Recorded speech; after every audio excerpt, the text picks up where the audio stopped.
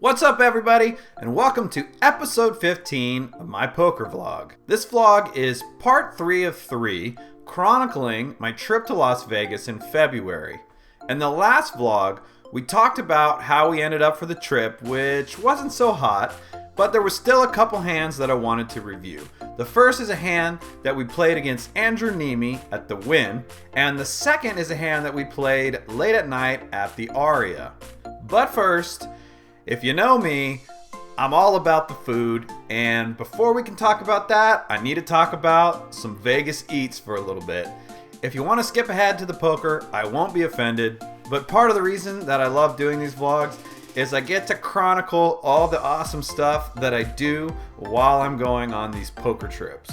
And that includes lots of delicious meals. So the first meal I want to talk about is the meal that we had at Bardot. Bardot is a French restaurant that is inside the shops area of the Aria Hotel. Generally, when we go to Vegas, we like to do at least one really nice dinner.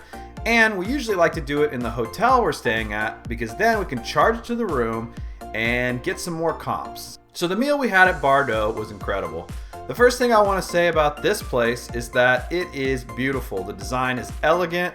Walking in is just mesmerizing, looking at all the fine details. It's not super stuffy like some really expensive restaurants are. You wouldn't feel weird coming here a little bit underdressed. There's a lot of things on the menu that are pretty adventurous. My traveling companion is, I wouldn't call him a picky eater, but he's a little bit more on the basic side when it comes to food. But he's been hanging out with me a lot, so I have been pushing his boundaries and getting him to try some new things, and he seems to be really enjoying it. So this time we decided we were going to share a medium rare beef Wellington made with Wagyu beef fillet. Now, if you're not familiar with beef Wellington, basically they take a cut of beef and first they smother it in a mushroom duxelle, which is kind of like a mushroom stuffing, and then they wrap it in puff pastry. So you get this nice, buttery, brown, crispy outside with this nice filling in between the meat and the pastry, and of course, beautiful Wagyu beef. So I'll definitely rate this restaurant pretty high up on the list. We don't tend to do a lot of repeats because we're always looking to try new places, but this is a spot that I definitely could see myself going back to. The second place I want to talk about is Momofuku. This restaurant is in the Cosmopolitan Hotel. It is a spin-off on Momofuku, New York, which is a ramen/noodle bar owned by chef David Chang. David Chang has become a bit of a celebrity in the food scene. He's won quite a few Beard Awards. He had his own television show on Netflix, and it's regarded as one of the best places in the US to get some ramen. When I sat down at the bar to grab some ramen, I would normally go for something made with a meat broth. In particular, Momofuku is known for their bacon dashi broth, which I've never actually had, but I do have the cookbook, and I've been planning to actually recreate it at some point. But the bartender told me to go for the chickpea ramen, which I thought was a little strange because it's a vegetarian broth, which, come on, if you eat meaty broths, why am I going to order a vegetarian broth? But he sounded like he knew what he was talking about, so I like to often put myself in the hands of the people serving me because in restaurants like this, they generally know best. So that's what I did. I ordered the chickpea ramen. Of course, I had to add some meat to it. I think there was some pork belly and a sous vide egg. Delicious. Didn't regret it. Enjoyed every bite. But let me tell you, the star of this show was the cocktail that I had. It was called an umami sour. A sour is a traditional cocktail, usually made with egg white, so it's nice and frothy. And it's generally made with whiskey, sometimes with gin. The reason they call this one an umami sour is because they use black truffle. Black truffle is a delicacy. It's kind of a mix between garlic and mushroom. Sounds kind of weird for a cocktail, but it actually hit the spot. It worked perfectly well. So now that we got all that out of the way, let's check out some more poker action.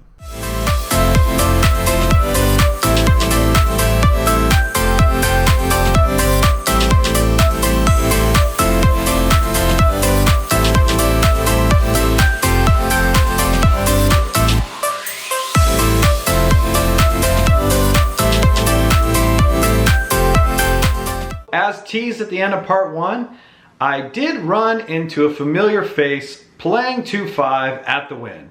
And that face was Andrew Neeme.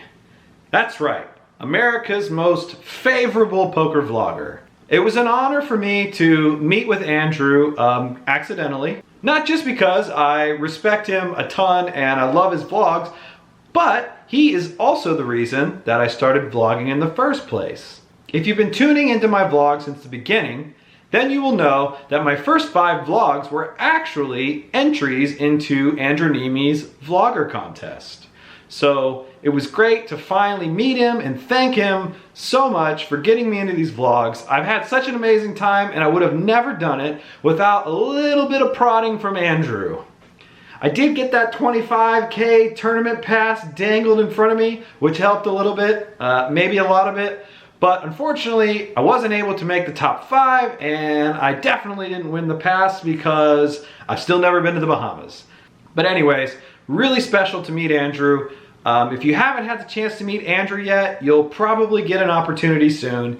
The meetup games are going all over the country. All right, so let's talk about the hand that we had with Neeme. Round 1, fight! Now, I want to preface this hand first. I really wanted to get in a hand with Andrew, mainly just because he's Andrew, and I wanted to play a hand against him. Now, I feel like this happens to him a lot, and for that reason, I'm sure he has to be very careful about crediting his opponents with bluffs, because he might actually see a lot more bluffs than your average player would, because a lot of people probably just want to bluff him. I think there's this kind of a mindset of like, ha, I bluffed Andrew Neeme or something like that. So I'm sure he's getting fairly comfortable with calling down with bluff catchers and hands that maybe he could usually exploitably fold.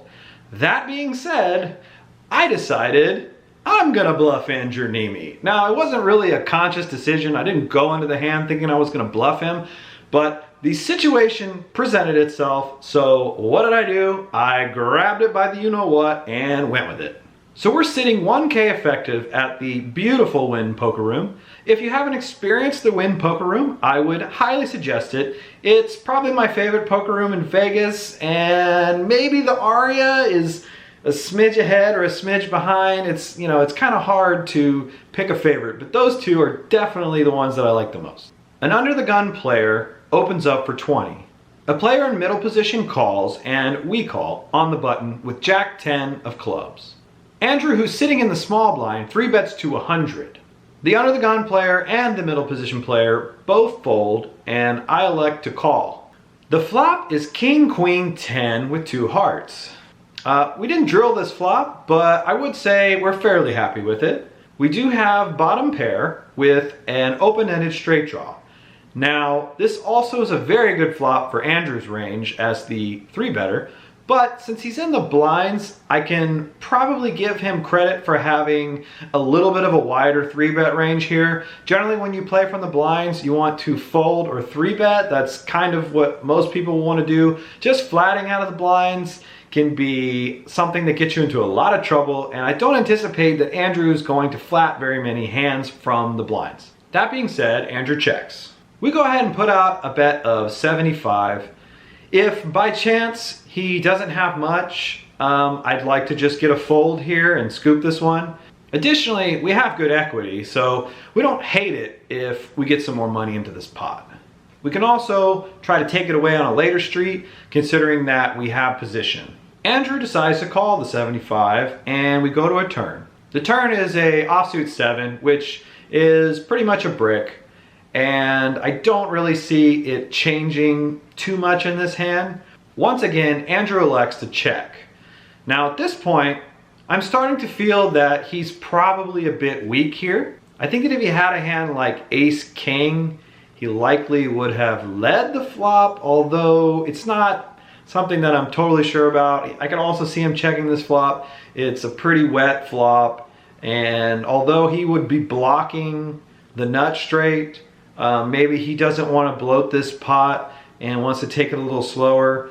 Kind of hard to say here, but if I had to, I would lean away from him having a hand like ace king, and I would say that since I have a jack, he's probably unlikely to be drawing to a straight, so that leaves some flush draws that he could be on, and possibly some 2 pair hands that he's playing a little bit slow.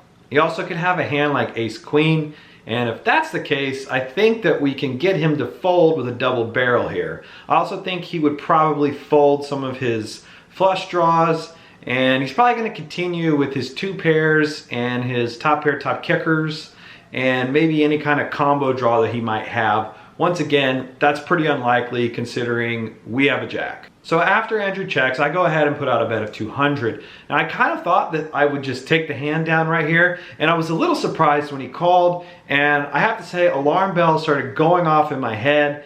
Andrew doesn't really seem like the type to be check calling with a flush draw and hoping to get there.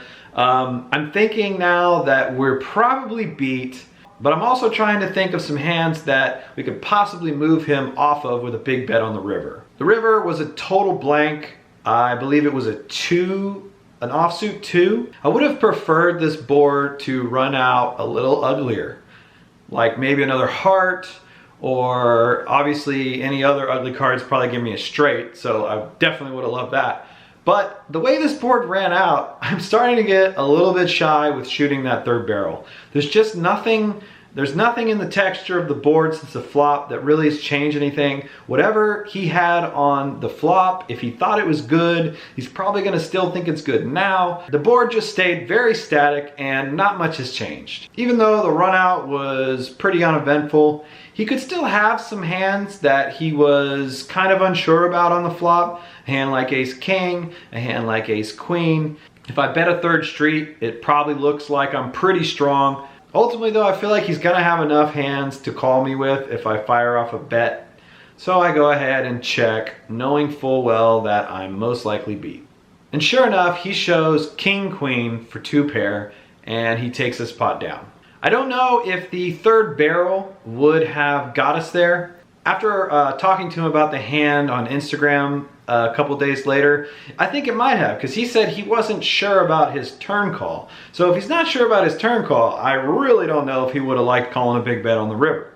So Andrew got the best of me this time, but I'm sure I'll be seeing him in Houston soon, and I might run into him again in Vegas in the future, so look out, Andrew. This ain't over yet. I'm coming for you, bud. So we're going to talk about one more hand, and this hand also took place at the 2-5 game at the Aria. This hand happened late at night. They just consolidated some tables, and the table that they put together didn't really look like a great table to me. I was up some money, and I thought about leaving because it didn't seem like a great spot for me, and it was getting late and I was tired anyways, so I was kind of thinking I might not be in my best. I wanted to stick it out just because I was having such a good time, and it's Vegas. I'm only going to be here for 4 days. So in this hand, we are 1.6k effective, and we have pocket kings in the big blind.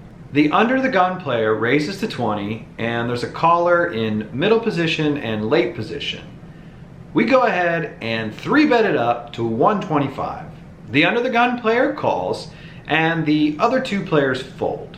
This will become important a little bit later because it kind of narrowed the under the gun player's range. With 2 players left to act, I would expect him to come in with the 4-bet with a hand as strong as aces, and possibly with queens or ace king as well. The flop comes down queen 7-5 with 2 diamonds. We go ahead and lead out for 200, and the under the gun player re-raises. He sticks in 650. So looking at this board, there are definitely some hands here that the under the gun player could be bluffing with.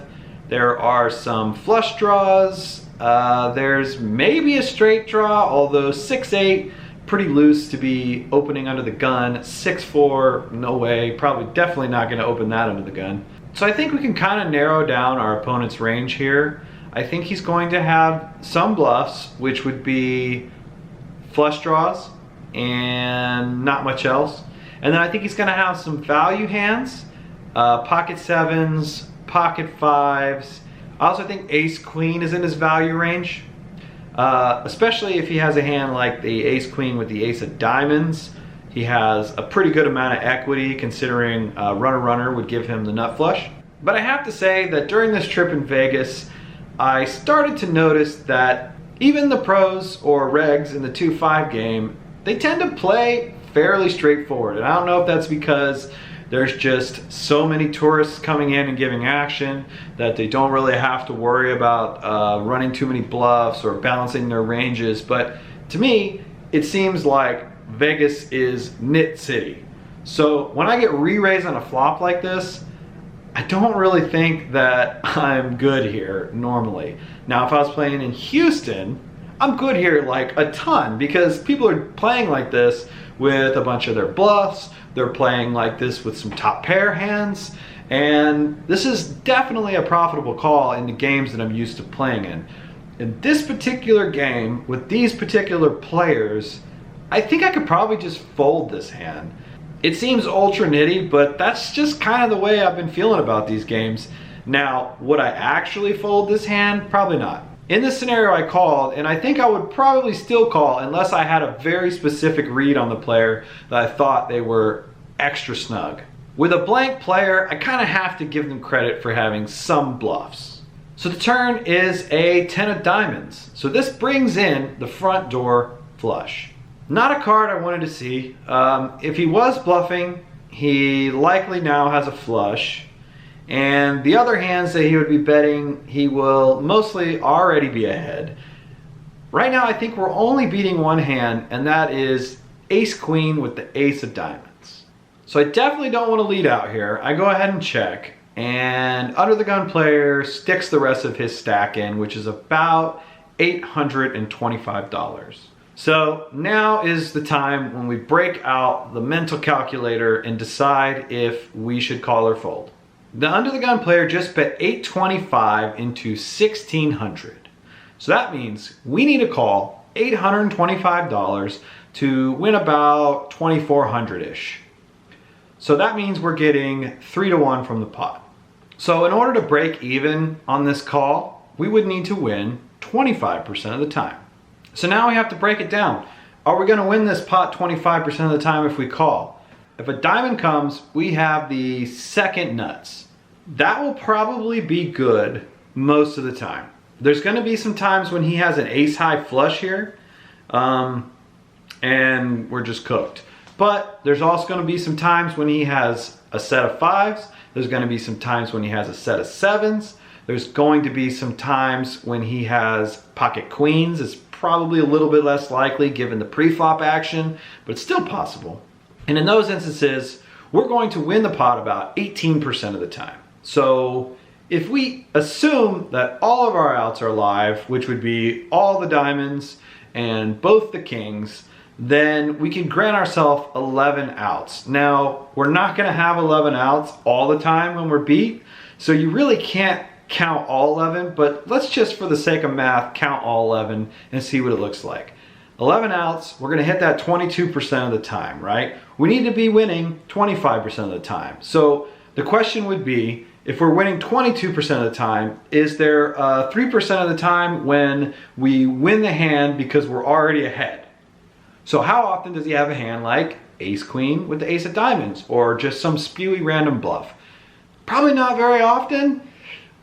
I could maybe put like 5% on it or something like that, but the problem is that was already assuming that we had 11 clean outs, and a lot of times those outs aren't going to be clean. Sometimes we're just going to lose even when the diamond comes off, and sometimes we're going to lose even when the king comes off. So in hindsight, this is a fold. In the moment, I did actually tank for quite a bit. I think the table got a little irritated with me. And me being in the state I was in, a little bit tired, a little bit tilted, I went ahead and called, and I got the bad news. He had a set, but this is the best case scenario though, if we're not winning. The board runs out clean for him, no diamond, and we lose. So now that we got that filthy hand out of the way, let's talk about my experience in Vegas as a poker player and as a vlogger. So the thing about making these vlogs is that they do create a little bit of difficulty when trying to play poker and produce content. Now, some of these guys that have been doing it for a year or two, they've probably mastered this ability, and especially if they're doing it very, very frequently. But myself, I'm still new, and I sometimes have a little bit of difficulty in putting the two together in a way that creates something that I'm happy with. And what I mean by this is that I didn't really record as many hands at the table, and when I say record, I don't just mean like physically record with the camera. I mean like I didn't write down as many hands as I would have liked. I wish I would have just tracked my hands better, taken more shots. Basically, I would have made it a lot easier on myself to create this content, because what ended up happening was I had a lot of scattered stuff. I had some filming here, I had some notes here, but none of it was really that cohesive, and it made it very difficult to assemble the vlogs. So the vlogs took longer than I would have liked, and I think that if I do a little bit better job preparing on the front end, I can create the content quickly, or at least more quickly, and the content will be a little more focused and better, honestly. So, don't know why I'm telling you this necessarily, but it's just that I want to be transparent, let you know what this whole process is like for me, because some of you might be vloggers in the future, or maybe you're just starting a vlog and you're curious about something like this. I don't know. But I just wanted to share that in case anyone was interested, and hopefully in future vlogs I will be able to use this information to improve the quality of the content and make things come out more quickly.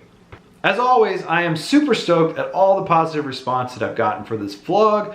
I never expected to get this far. We hit 1,000 subs about a week and a half ago, and we've already piled on another 100 subs, and then somebody wrote an article for cardplayerlife.com about 7 new vloggers to look for in 2019. And guess who made the list?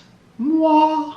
Now I know, it's just a silly thing, but at the same time, it's really cool. It's the first time I've gotten any press for the vlog, and it's nice to know that somebody out there in the poker media is onto what I'm doing and thinks that it's something that people should watch.